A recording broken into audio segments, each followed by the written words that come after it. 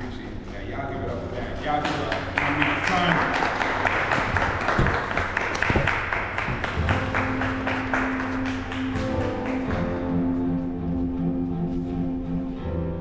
Hi. That's loud. Hi. So, I'm going to read two poems if I have enough time. The first one is really short. I wrote this poem on July 21st. I know I get emotional when I talk about this, but when I woke up on the morning of July 21st, I took my phone out, and on the headlines that were on my phone, a student at Cross was taken away by ICE and deported because he was from Guatemala. He did not have citizenship in the United States. I cannot use his full name. I know it. I'm a teacher in New Haven, so that hits me very close to the heart. I did teach at Cross for a little while. He was taken away. He came here from Guatemala without his parents. He came here completely alone. He was a good student. He was a rising junior at Cross. He worked a job at a car wash. And I wrote these words down on July 21st based on that. I have since found out he was taken to Massachusetts. He was put in prison in Massachusetts, awaiting deportation. Then he went to New Hampshire, in a prison there. And most recently he was in Tennessee. He has a lawyer that put in a claim for him, which means he cannot be deported until he has due justice done to him in court.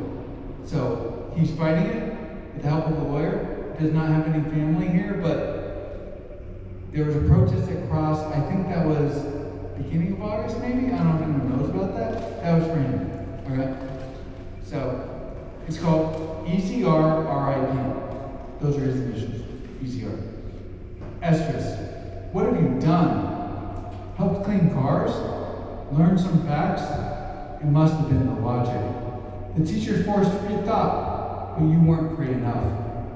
Obviously, they didn't use logic. You came here alone, paid your own way, thought you belonged, but they didn't agree. To Guatemala for your own good, to Guatemala for our own safety. The only crime was our election. EZR, RIP. Yeah.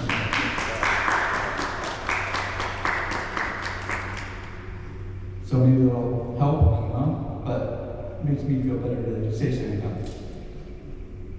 So the next one's a little bit lighter. This one I wrote in 1998, I think. So it's called Working Memory. It's kind of experimental, but this is what I was thinking at that time. So Working Memory.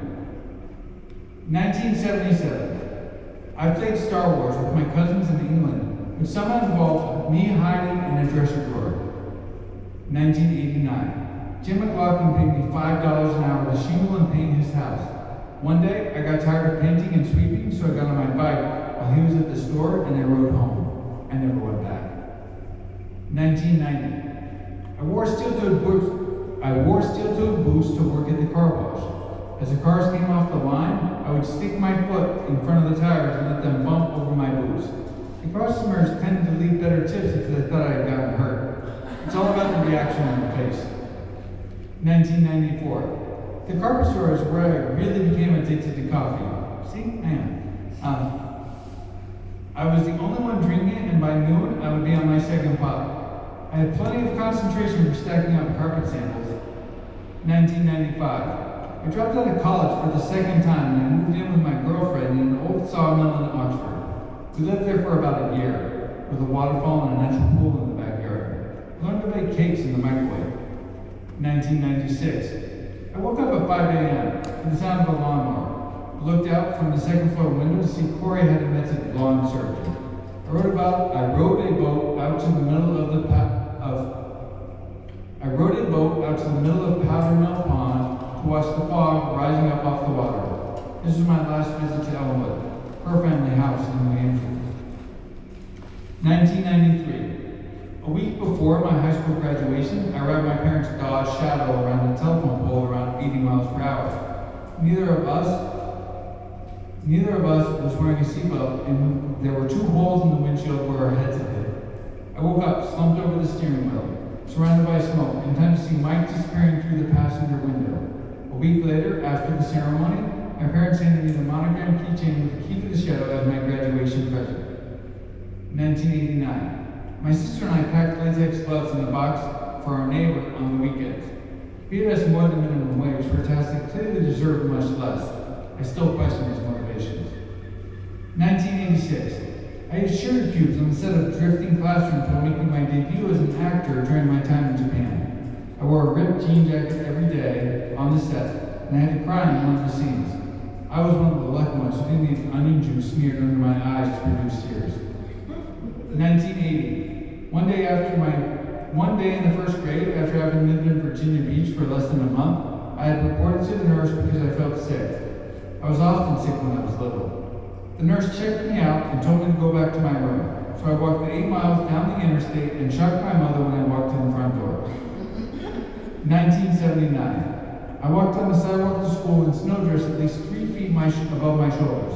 Huge machines, road scrapers, with 10-foot blades between the front and rear wheels, cleared swaths of road as their chains grated the rugged asphalt. 1993. We did everything we could think of to the kids' wheel trolls. The fry litter darkened them a bit, but they didn't melt. Soaking them and freezing made them brittle enough to explode against the floor tiles. The microwave was their best because lightning bolted from their joints and left char marks on the trolls and the microwave. 1994. As a night porter, I was locked inside the restaurant all night long, supposed to do all the cleaning. Lucky for me, I was done with my chores within the first hour, so I spent the next 6 playing on the kiddie rides and writing my journal and napping in the booth. 1995. We used to throw football across the parkway in the middle of the night while we waited for customers to stop for gas. I saw a lot of cars seconds after they had made contact with the deer at the highway. Some under their own power for the last time. Others on the back of a tow truck. 1996. The combination of the 4-hour commute and the inability to shake the feeling they're still holding a jackhammer made them afraid the construction work in Queens only lasts for 2 weeks. A week after I quit, the parking garage where they were working collapsed under the weight of the skid steer. Nobody was seriously injured. 1997. I briefly returned to the gas station. We continued throwing a football until the window in the front of the building shattered. We blamed the drive-by van. 1997, desperate for a job, I took on loading of bags of cabinet remotes into customers' cars. Over the next 7 years, I grew into a cushy position as a buyer for a garden center. In reality, we drank a lot of coffee, made ridiculous spectacles of ourselves, designed gardens, and occasionally provided customers with the advice they needed. Working members. Thanks, guys. That took a long time. I have pamphlets of free poetry, and I have a chapbook that I printed. It's $5 if you want one of those, or if you like more poetry, it doesn't matter. But cool.